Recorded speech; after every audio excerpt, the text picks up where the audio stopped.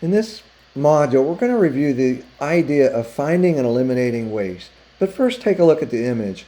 Hidden in this image is a face. So you may pause the video now so you have time to look for the face.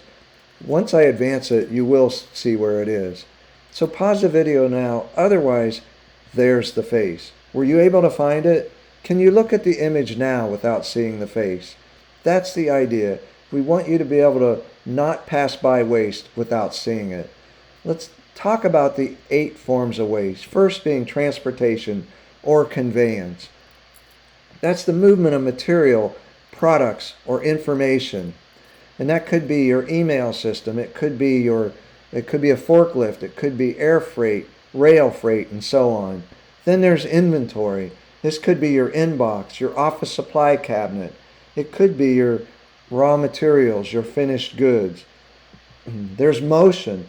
That's walking to a copier machine, walking to the office supply cabinet, or walking to a tool crib to get some tools. Any form of motion. There's talent or underutilization of talent, not engaging our employees in the decision-making process. Then there's delays or waiting on approvals, waiting on information, waiting on materials and supplies. There's overproduction, producing more than we need before we need. Overprocessing, producing or processing our product beyond the specification of the customer, beyond what they requested. There's defects, rework, scrap, and so on. There's a couple easy ways to remember these. First, it's Tim T. Wood. It's the name Tim T. Wood. That incorporates all 8 forms. The other is downtime. The word downtime incorporates all 8 forms of waste. Now, waste points to the problem. It's not the cause of the problem, it's the symptom. It points to the problem within the system, and it'll do this at the process or value stream level. So keep in mind that waste is a symptom, not a root cause. There are 3 tests for understanding if we're adding value, and we need to answer yes to all 3 of these questions. Otherwise, it's going to be non-value added activity. It's an element of the business that adds time, effort, and cost, but no value to the customer.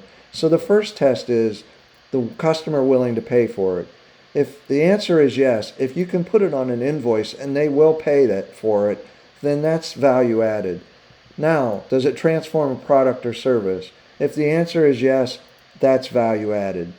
And was it done right the first time? So you need to answer yes to all 3 questions. Otherwise, it is non-value added or a form of waste. Now here's a simple waste elimination cycle, a continuous improvement cycle. It's not an advanced value stream mapping type of waste elimination. It's more of a daily improvement cycle. So each day we'll come in and identify what adds value to the customer. We'll then identify the non-value added activities or waste. We'll determine the root cause of the waste. We may use a cause and effect diagram or 5 why. We'll eliminate the root cause and we'll create an action plan to implement activities to eliminate and prevent the root cause. And we'll monitor and control that, and we'll continue this cycle as a continuous improvement or daily improvement cycle.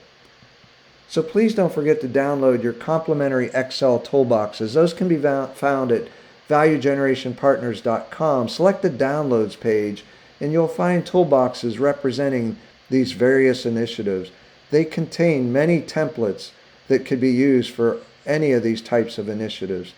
So I wish you a lot of success in finding and eliminating waste in your processes and your systems.